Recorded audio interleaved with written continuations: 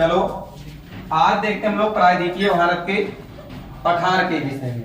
प्रायद्वीपीय भारत का पठार कैसे बना या किसका भाग है, इसमें क्या क्या आते हैं, इसके विषय में देखते हैं। हम लोगों ने हिमालय के विषय में, उत्तर भारत के विषय में पढ़ लिया। आज पढ़ना है क्या, प्रायद्वीपीय भारत के पठार के विषय में। क्लियर। और प्रायद्वीपीय भारत के पठार के विषय में हम लोग बात करते हैं तो सबसे पहले इसी प्रायद्वीपीय भारत के पठार में इसका निर्माण कैसे हुआ। जो हमारे 7 महाद्वीप या 6 महाद्वीप जो भी आप लोग जानते हो, और वैसे हैं कितने महाद्वीप, 7 महाद्वीप। कितने महाद्वीप हैं, 7 महाद्वीप हैं। और उन 7 महाद्वीपों को पहले समग्र रूप से कहा जाता था पैंजिया। क्या कहा जाता था, पैंजिया। पैंजिया धीरे धीरे क्या हुआ, एक दूसरे से अलग हुआ। इसके लिए एक सिद्धांत पढ़ना पड़ेगा आपको, वेगनर का सिद्धांत। वेगनर के सिद्धांत में बताया गया है कि कैसे कैसे सारे महाद्वीप एक दूसरे से अलग हुए। इसके विषय में उसमें चर्चा अच्छे से की गई है। तो यहाँ पर केवल आपको ये देखना है कि जो हमारा पैंजिया था वो 2 चट्टानों में अलग हुआ, 2 भूखंडों में अलग हुआ। जो उत्तर में चला गया भूखंड उसको कहा गया अंगारा लैंड। क्या कहा गया, अंगारा लैंड। और जो दक्षिण में आया उसको गोंडवाना लैंड कहा गया। और हमारा ये जो प्रायद्वीपीय भारत का पठार है ये पहले अफ्रीका महाद्वीप से सटा हुआ था। इधर है अफ्रीका महाद्वीप, उससे सटा हुआ था। ये धीरे धीरे क्या हुआ, उत्तर पूर्व की ओर खसकता गया और एक प्रायद्वीपीय भारत का निर्माण हुआ, जिसे हम क्या कहते हैं, भारत का प्रायद्वीपीय पठार कहते हैं। ठीक है। अब इसी दक्षिण भारत के विषय में हमको अध्ययन करना है। हमारा दक्षिण भारत कैसा है, प्रायद्वीपीय भारत का पठार है। प्रायद्वीप क्या होता है समझो। सबसे पहले प्रायद्वीप कहते किसको है, 3 तरफ से समुद्र से घिरा हुआ क्षेत्र क्या कहलाता है, प्रायद्वीप कहलाता है। और चारों तरफ से जल से घिरा हुआ क्षेत्र द्वीप। जो चारों तरफ से घिरा हुआ क्षेत्र होगा उसे द्वीप कहेंगे। और जो 3 तरफ से जल से, जैसे देखो इधर कौन सा है, अरब सागर, और इधर कौन सा सागर है, बंगाल की खाड़ी है, और इधर कौन सा सागर है, नीचे हिंद महासागर है ना। तो एक तरफ अरब सागर, दूसरी तरफ बंगाल की खाड़ी और तीसरी तरफ हिंद महासागर। 3 तरफ से 3 सागरों से घिरा हुआ, इसलिए हमारा दक्षिण भारत कैसा है, प्रायद्वीपीय भारत है। इसे प्रायद्वीप का पेनिनसुलर का नाम दिया गया। क्लियर। और इसी प्रायद्वीपीय भारत की क्या विशेषताएं हैं, क्या क्या इसमें सम्मिलित है, इसी का अध्ययन करना है। ओके। तो देखते हैं ये प्रायद्वीपीय भारत में हमारे इधर भी तट है, इधर भी तट है, दोनों तरफ से तट है कि नहीं। तो प्रायद्वीपीय भारत में सबसे पहले कौन कौन से राज्य आते हैं, राज्यों की संख्या कितनी है। तो प्रायद्वीपीय भारत में 9 राज्यों को शामिल किया गया। कितने राज्यों को, जैसे गुजरात से स्टार्ट करते हैं तो ये गुजरात का क्षेत्र हो गया। उसके बाद ये क्षेत्र हो गया महाराष्ट्र का। फर्स्ट पे आया गुजरात, सेकंड पर महाराष्ट्र, और थर्ड पे आएगा यहाँ पर गोवा, फिर आएगा कर्नाटक, और कर्नाटक के नीचे आएगा केरल। फिर से देखो, गुजरात, महाराष्ट्र, गोवा, कर्नाटक, फिर केरल। इधर आ जाओ। अब यहाँ पर तमिलनाडु, तमिलनाडु के बाद यहाँ तक आंध्र प्रदेश, और आंध्र प्रदेश के बाद उड़ीसा, और उड़ीसा के बाद पश्चिम बंगाल। इतने हैं ना, टोटल कितने हो गए, 9 हो गए। 9 स्टेट ऐसे हैं जो प्रायद्वीपीय भारत से सीमा बनाते हैं। क्लियर, सबको क्लियर। और इसकी लंबाई कितनी है, जो ये प्रायद्वीपीय भारत यहां से स्टार्ट होता है और यहां तक जाता है, ये लंबा कितना है, तो 6100 किलोमीटर है। कितना, मतलब 6100 किलोमीटर इसकी लंबाई है हमारे प्रायद्वीपीय भारत की। अगर इसमें द्वीपों को भी काउंट कर ले उनकी लंबाई को, तो 7516 किलोमीटर हो जाता है। क्लियर। कहने का मतलब जब केवल यही लंबाई पूछेगा तो 6100, और इसमें अगर शामिल कर देगा किसको, द्वीपों को, तो 7516 किलोमीटर। ठीक है। अब उसके बाद देखो, इसके बाद अब प्रायद्वीपीय भारत की लंबाई पता चल गई आपको, कितने इसमें राज्य सम्मिलित है ये पता चल गया।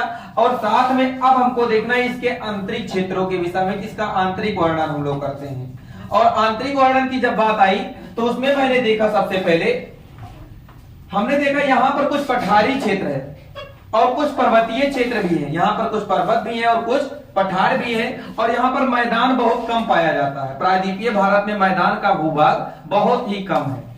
लेकिन जैसे मैदान कहाँ मिलेगा, इधर एक सागर है और सागर किसी तट से जाकर के बार बार टकराएगा अगर, तो यहाँ पर अपने साथ जो औषधि गाद लिया रहेगा, जो भी कचड़े लिया रहेगा, उसको तट के पास में छोड़ेगा कि नहीं?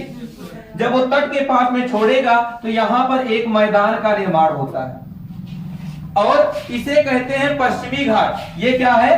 पश्चिमी घाट का क्षेत्र है। कौन सा क्षेत्र है? ये पश्चिमी घाट है। और पश्चिमी घाट और पश्चिमी तट, पश्चिमी घाट और पश्चिमी तट के बीच का जो क्षेत्र होता है उसे पश्चिमी मैदान का क्षेत्र कहते हैं। ठीक, और ये मैदान बनेगा कि नहीं बनेगा? तट से टकराएगा, घाट से टकराएगा तो यहां पर मैदानी भूभाग बनाएगा और मैदान का ये निर्माण होगा। सोचो, अवसाद से निर्मित है ये। अवसाद मतलब जो कचरा लेकर के आया है, और जहां पर नवीन मिट्टी हमेशा बनती, वहां पर उपजाऊ मिट्टी होती है कि नहीं होती? जहां पर हमेशा नवीन मिट्टी का निर्माण होगा तो उपजाऊ मिट्टी होगी। तो पश्चिमी घाट अत्यधिक उपजाऊ मिट्टी का भी यहाँ पर निर्माण करता है। ऐसे पूर्वी घाट पे भी होता है, लेकिन पश्चिमी घाट ज्यादा अधिक उपजाऊ है और पूर्वी घाट कम उपजाऊ है। अब इसके बाद कहें, लेकिन यहाँ का जो डेल्टाई क्षेत्र है वो बहुत अधिक उपजाऊ है। डेल्टा मतलब जहां पर नदियां ले आकर के अपना मुहावरा बना रही है, वहीं पर ना डेल्टा का। देखो बेटा, जो इधर से इधर को नदियां जितनी बहती, जैसे हमने बताया, एक देखो ये नदी गंगा नदी बह रही है। गंगा नदी ये विश्व का सबसे बड़ा डेल्टा बनाता। जरा देखो, ये डेल्टा जैसी आकृति का निर्माण हुआ। तो गंगा नदी सबसे बड़े डेल्टा का निर्माण करती है, जिसका नाम क्या है? सुंदरबन डेल्टा।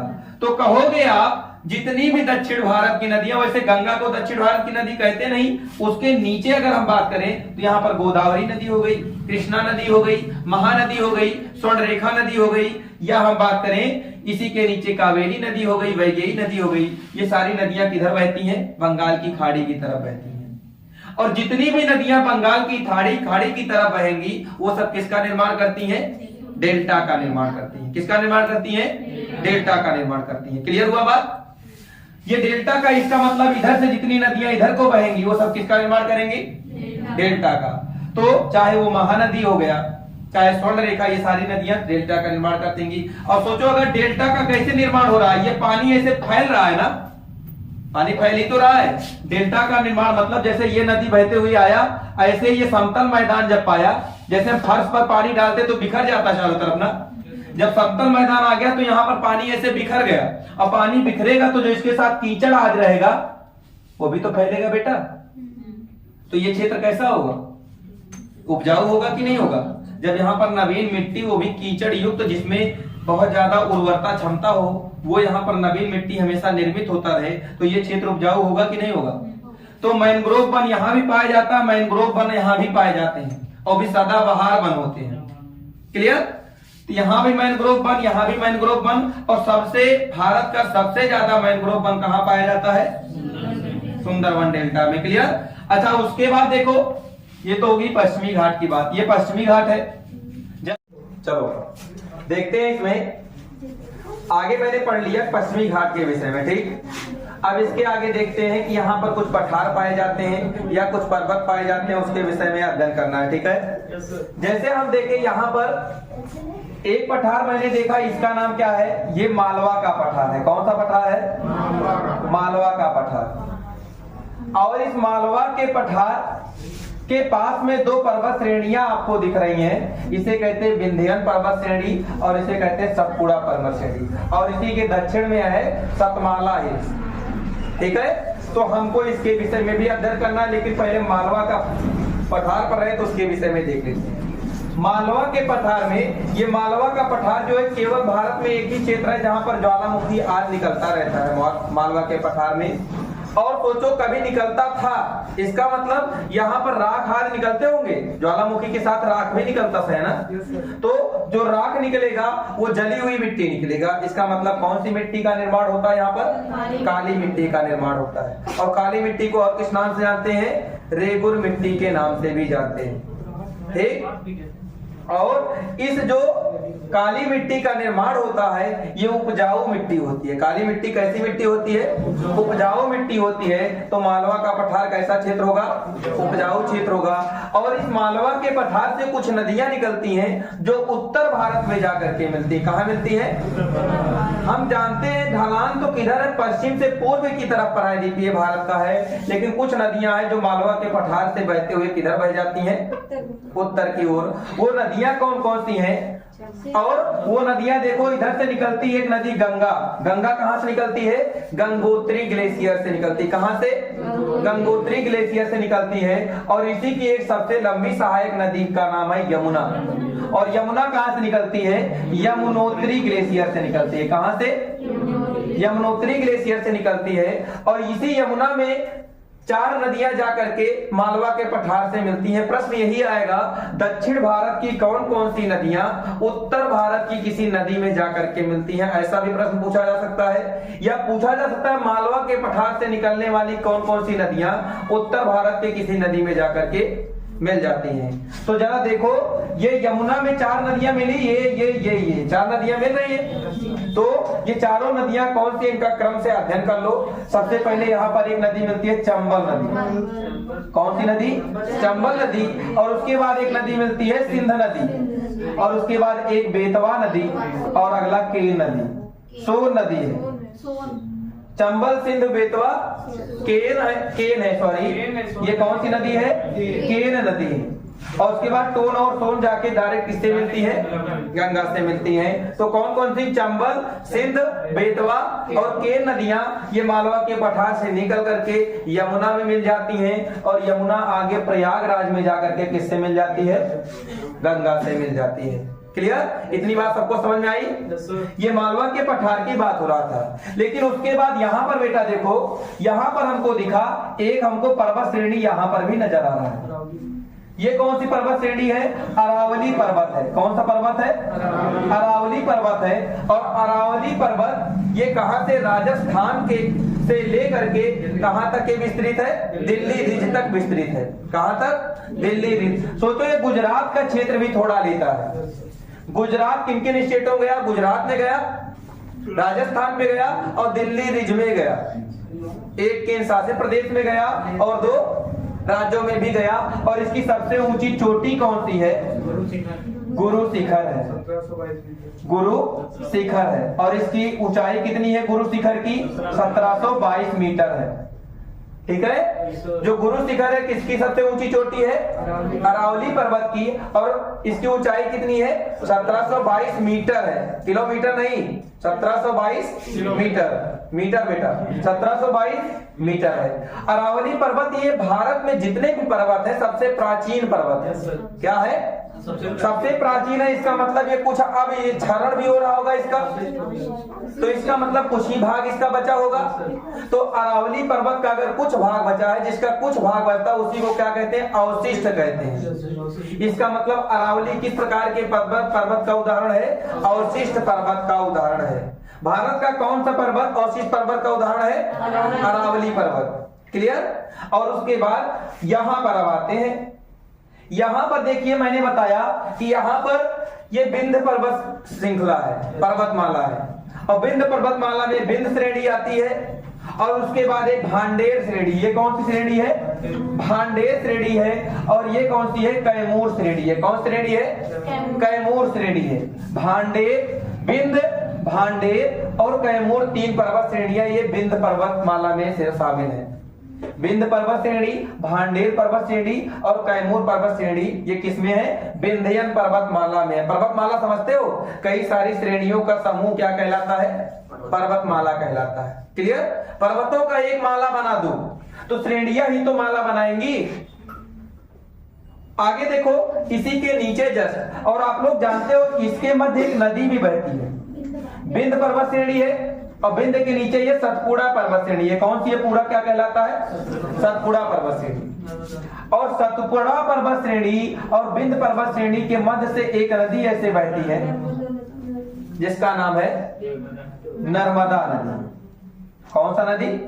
नर्मदा नदी। अब ये नर्मदा नदी ये कभी इधर जितनी भी पश्चिम में नदियां मुहाना बनाती हैं ये कभी डेल्टा का निर्माण ये किसका निर्माण करती हैं? एस्चुरी या ज्वार नदमुख का निर्माण करती हैं। किसका निर्माण?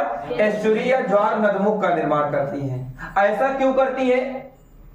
एस्चुरी या ज्वार नदमुख का निर्माण ऐसे जब कोई नदी खड़े ढाल के रूप में गिरती है, तो जैसे हम कहें ये कोई क्षेत्र हो, पानी बहते हुए आए और डायरेक्ट ऐसे गिर जाए नीचे, तो बताओ ये तो पानी डायरेक्ट ऐसे गिरने लगा ना, इसका मतलब ये समतल भाग तक नहीं पहुंचा, यहां तक पहुंचा, यहीं पर इसका कगार निर्मित हो गया, कगार आ गया ना, लास्ट छोर यही है, तो पानी ऐसे फाल के रूप में गिरेगा कि नहीं? जब डायरेक्ट सीधे पानी गिरेगा, इसका मतलब मैंने देखा ये पानी यहां आया और सीधे गिर गया, मिट्टी नीचे डायरेक्ट इस समुद्र में चली गई और कहीं भी नहीं गई, मिट्टी कहीं रुकी नहीं ना। तो ये किसका निर्माण करती है? ज्वार नदमुख या एस्चुरी का निर्माण करती है, जबकि पूर्वी घाट की नदियां किसका निर्माण करती हैं? डेल्टा का निर्माण करती हैं। और ये ज्वार नदमुख का निर्माण क्यों करती हैं? क्योंकि ये भ्रंश घाटी में बहती हुई ढाल का अनुसरण नहीं करती हैं, और ये भ्रंश घाटी में बहती हैं, इसलिए ये ज्वार नदमुख का निर्माण करती हैं। क्लियर? भ्रंश घाटी मतलब समझो दो पर्वतों का धंसा हुआ भूभाग ही क्या कहलाता है? बीच का भूभाग भ्रंश कहलाता है। दो पर्वतों के बीच का धंसा हुआ भूभाग क्या कहलाता है? भ्रंश कहलाता है। तो अब तो इनको ढलान इधर मिल गया ना, जैसे कहीं पर ये बताओ ये क्षेत्र कौन सा क्षेत्र है? राखी वाखी निर्मित ना, काली मिट्टी निर्मित है, और काली मिट्टी में पानी गया और पानी जैसे ही राख में डालते हो क्या करता है? वो नालिका बना देता है ना, नाली बना देता है कि नहीं? इसका मतलब यहां से जो नदी बहती है वो किसका निर्माण करती है? अवनालिका अपर्दन करती है। क्या करती है? अवनालिका अपर्दन। तो नर्मदा नदी कौन से अपर्दन करती है? अवनालिका अपर्दन करती है। या इसी के नीचे, ये तो सतपुड़ा हो गया, इसी के नीचे एक पहाड़ी है सतमाला हिल्स। इस सतपुड़ा पहाड़ी और सतमाला हिल्स के बीच में भी एक नदी बहती है, जिसका नाम क्या है? उस नदी का नाम है ताप्ती। ओके, ताप्ती नदी किन दो पर्वत श्रेणियों के मध्य से बहती है? सतपुड़ा और सतमाला हिल्स। अच्छा, इसे तो मैंने बता दिया कि विंध्य पर्वत श्रेणी, भांडेर पर्वत श्रेणी और कैमूर पर्वत श्रेणी है ना, लेकिन मैंने अभी इसको नहीं बताया। अब इसे भी देख लो, सतपुड़ा पहाड़ी। सतपुड़ा पहाड़ी का जो सबसे पूर्वी श्रेणी है उसका नाम है राजपीपला। क्या नाम है? राजपीपला। और राजपीपला के बाद है महादेव पर्वत श्रेणी। कौन सा? महादेव पर्वत श्रेणी। और तीसरी पर्वत श्रेणी है ये मैकाल पर्वत श्रेणी। कौन सी? ये राजपीपला, महादेव और मैकाल। राजपीपला, महादेव और मैकाल तीन पर्वत श्रेणियां हैं सतपुड़ा पहाड़ी के रूप में। और इसमें जो पहाड़ी दिख रही है आपको, महादेव पर्वत श्रेणी की, जो महादेव पर्वत श्रेणी है, इसकी सबसे ऊंची चोटी कौन सी है? तो इसकी सबसे ऊंची चोटी कौन सी है? यहाँ पर धूपगढ़ चोटी है। कौन सी? धूपगढ़ चोटी है। अच्छा, उसके बाद यहाँ पर मैकाल है। मैकाल ये छत्तीसगढ़ के पास में पहुंच जाता है। और इसकी सबसे ऊंची चोटी क्या है? अमरकंटक। क्या है? मैकाल पर्वत श्रेणी की सबसे ऊंची चोटी कौन सी है? अमरकंटक। क्या है? अमरकंटक। मैकाल पर्वत श्रेणी की सबसे ऊंची चोटी और महादेव पर्वत श्रेणी की, महादेव को धूप नहीं लगता ना, तो महादेव की धूपगढ़, और मैकाल की अमरकंटक। काल जो थे वो अमर थे ना, तो मैकाल की अमरकंटक और महादेव की धूपगढ़। क्लियर? उसके बाद देखो, ये तीनों पर्वत श्रेणियों के विषय में देखा आपने। अब इन तीनों पर्वत श्रेणियों में जो मैकाल पर्वत श्रेणी की सबसे ऊंची चोटी अमरकंटक है बेटा, ये सतपुड़ा की भी सबसे ऊंची चोटी है? नहीं, धूपगढ़ है। अगर पूरे सतपुड़ा की सबसे ऊंची चोटी आएगा तो धूपगढ़ है। क्या है? धूपगढ़ है। अगर आएगा मैकाल की सबसे ऊंची चोटी तो अमरकंटक। अगर आएगा महादेव की सबसे ऊंची चोटी तो धूपगढ़। अब बेटा इनमें जो ये मैकाल की सबसे ऊंची चोटी अमरकंटक है, इसके विषय में बात करें तो यहां से कुछ नदियां निकलती हैं, जो एक नदी जाकर के गंगा से मिल जाती है, यहीं से निकलती है, जिसका नाम है सोन नदी। ठीक है? सोन नदी पटना के पास जाकर के यहीं से निकल करके अमरकंटक से कहा मिलती है? गंगा से। आगे यहीं पर आगे जब ये गंगा नदी और बढ़ती है तो जैसे पश्चिम बंगाल में प्रवेश करना होता है तो एक शाखा चली जाती है पश्चिम बंगाल में और दूसरी शाखा चली आती है नीचे, जिसको कहते हैं हुगली नदी। यहीं पर दो वितरिकाओं में गंगा नदी बढ़ जाती है, एक शाखा को कहते हैं, यहां से जब जाती है तो उसको भागीरथी कहते हैं और दूसरी शाखा को हुगली कहते हैं। क्लियर? हुगली में एक नदी इधर से जाकर के इधर से एक नदी मिल जाती है, वो कौन सी नदी है? दामोदर नदी। दामोदर नदी किसमें जाके मिलती है? हुगली नदी में। ओके, दामोदर नदी किस नदी में मिलती है? हुगली नदी में मिलती है। हाँ बेटा, दामोदर अमरकंटक से नहीं निकलती है, दामोदर अमरकंटक से नहीं निकलती। अगर कहेगा अमरकंटक से कौन कौन सी निकलती है? एक सोन, और इधर एक नर्मदा नदी भी जो आ रही वो कहां से निकलती है? अमरकंटक से ही निकलती है। और एक नीचे भी एक नदी आती है, इधर एक नीचे भी इसी अमरकंटक से ही एक नदी निकलती है, उसे आप लोग देख लीजिएगा कौन सी नदी है। एक नीचे भी नदियां आती है। क्लियर? उसके बाद नीचे आती है मतलब यहाँ पर डेल्टा भी बनाती है कोई नदी इसी अमरकंटक के पठार से निकल करके। ठीक है, अच्छा उसके बाद देखो, ये तो हो गया आपका सतपुड़ा पहाड़ी, और सतपुड़ा पहाड़ी के दक्षिण में यहां पर आप लोग देखिए, ये कौन सा? पश्चिमी घाट। पश्चिमी घाट को दो भागों में बांटा गया, एक उत्तरी सरकार और एक दक्षिणी सरकार, यानी कि इसी को उत्तर और दक्षिण में दो भागों में बांटा गया। और इसी के क्षेत्र को, जो ये आप लोगों ने मालवा का पठार पढ़ा, और मालवा के पठार के दक्षिण में ये पठार जो है, जो सबसे बड़ा पठार है भारत का, उसका नाम है दक्कन का पठार। क्या नाम है? दक्कन का पठार। भारत का सबसे बड़ा पठार कौन सा है? दक्कन का पठार है। कौन सा पठार है?